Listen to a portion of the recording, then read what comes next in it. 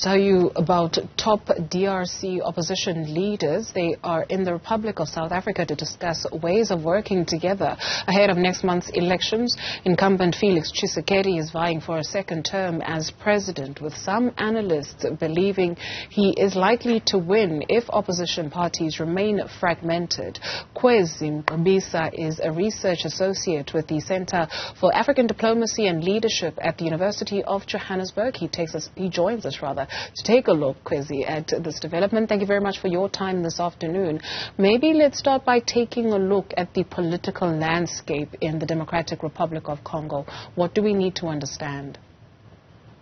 What we need to understand is we're dealing with a country that has been ravaged by conflict, a country that has not seen the full promise of its natural resources, human ingenuity, resilience come to bear fruit. The country is engaged in various civil war-like conflicts in different parts of it. The country is undergoing in different parts a humanitarian crisis.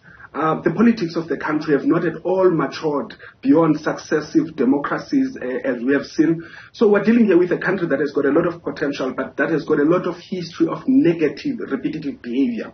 And the event of elections has been one of the triggers that have actually made sure that all attempts at finding a solution, whether you bring in the United Nations, the regional actors, whether you try and address local grievances, elections tend to trigger a repeat and the reversal of any peace dividend that a new legitimacy of a government would enjoy. What allows for that? Well, we need to be clear of triggers as well as sources. The triggers might actually be events, as I've alluded to, elections, but at the same time, the more important causes of the conflict are more systemic. When we're talking about it being systemic, the country that these leaders are finding themselves, South Africa, in the capital, Pretoria, has got a particular meaning for the DRC. This is the country that invested a lot of resources and expended a lot of energy, political goodwill in actually making sure that the first, what was considered Africa's war, was actually resolved. But what that agreement and that effort failed to do was to address the systemic causes. For example, although we had successive changes in administration in Kinshasa, there has been no extension of governance in the rest of the country. So with the failure of that backbone, of that interconnectedness to civic authority of a legitimate state, you are bound to fall on the wayside every time you are trying to address issues such as a humanitarian disaster, issues such as a natural disaster, as we saw with the volcano, issues such as Ebola. So when you don't have a properly functioning state that has extended its authority in every part of the country, you are a sitting duck for all manner of opportunistic, systemic, and historical issues. What will then help turn the tide, right? So if you take a look at this delegation that is in South Africa, when you speak of a lack of systematic change, even though there's been different regimes, what could possibly help? Well, it is actually a very surprising positive step to see members of the political class in the Democratic Republic of Congo thinking differently than how we have seen themselves being inspired to behave. In my other academic and civil society life, I was part of the initiatives on the inter-Congolese dialogue. The thinking then was for everybody to just simply get a place at the table.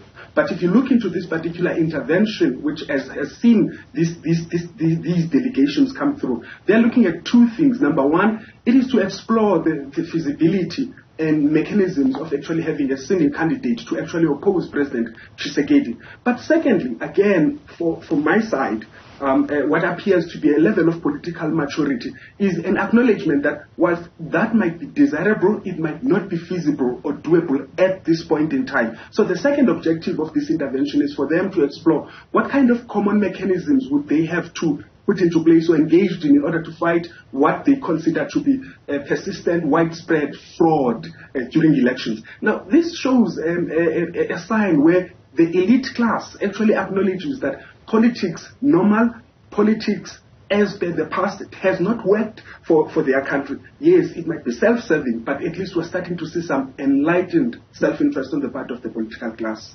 Are we really? When was this inter-Congolese dialogue that you attended? Is it something that's recent or a few years back? No, this is year 2002. You will recall that South Africa hosted the inter-Congolese dialogue at Sun City, what became colloquially known as the Sun City Talks, where South Africa hosted for 51 days political parties, members of government, delegations of what they call forces vivas, civil society, to actually chart a path for the DRC. This is the inter-Congolese dialogue that led to the election of President Kabila in 2002. It is the basis in which the transitional government of President Kabila saw the participation of opposition members, a formula called 1+4, meaning a winner, having 4 vice presidents representing different parts of the country, as well as the various war groups, or for that matter, warring factions at that time. This is the foundation of the DRC, and these talks that are actually taking place right now are in part looking backwards to say what it is that they could draw from the spirit of Sun City, as it were, in order to say that can we reimagine or reimagine differently how we can cut, if you like, and you want to be crude, cut the political cake, as it were, as will be presented by the preferences of the electorate next month. From 2002, now we are sitting on 2023. If you speak to people from the heart of Africa, some are spread throughout the world, and they bemoan that fact, because you take a look at not only the wealth in terms of what is in the belly of the earth, but in terms of its people, its population, the fauna, the flora, etc. Yet it appears that even in 2023, and it's not just about starting from 2002, but even from the days of Leopold, that there has been such disturbance or destabilization of a country that has said, if the heart of Africa works, then there's hope for the rest of the continent. What do we need to understand about why persistently the Congo is where it is? Because some suggest that its problems may not necessarily lie, maybe its solutions may lie within the country, but its problems do not lie within that country. That's partially true, Dudu. You're quite correct in retracing some of the steps or the indicators of where the problems of the DRC lie. In a very big portion, they're not domestic. They're external. The strategic natural resources that are found in the Democratic Republic of Congo, as you've rightly alluded, have got the possibility of addressing some of our post-conflict reconstruction agendas of the continent 10 times over. But we must acknowledge something. None of these external actors parachute themselves. They come and exploit local grievances that our either elected or imposed leaders have actually refused to address. So as we try to ring-fence our countries and our natural resources and our governance processes, but we need to take a very stern look internally to say, what are the practices that we have considered to be defining us as a people, and in this case, the Democratic Republic of Congo? One last thing I would like to point out to do, other than looking at external as well as internal issues, is the evolution of conflict. It's very pointed that you highlight to me that the inter-Congolese dialogue took place in Pretoria in 2002, and now we're in 2023, and we seemingly have not made much of a movement. But I'll tell you what has actually happened in terms of progress. Those of us who actually observe conflicts actually talk of a generation where change is possible. We're talking here of about 25 years.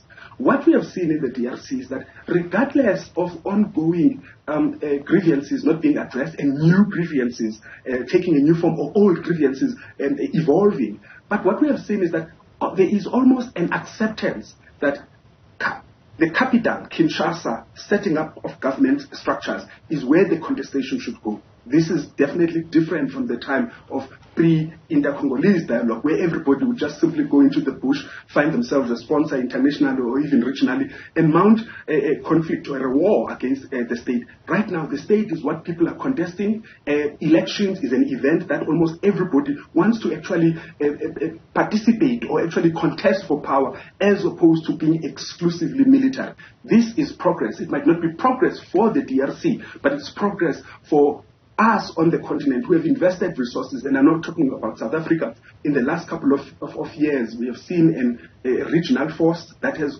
sought to actually pacify the eastern part of the DRC, made up of even historical enemies of the DRC, whilst we are still looking at how sincere their efforts. But we are certainly doing things differently, and I think this is very emblematic, this particular visit of the political elites, whereby almost all of us are acknowledging it can't be business as usual, and we need to first shift our identity before we can effect a paradigm shift. Sure.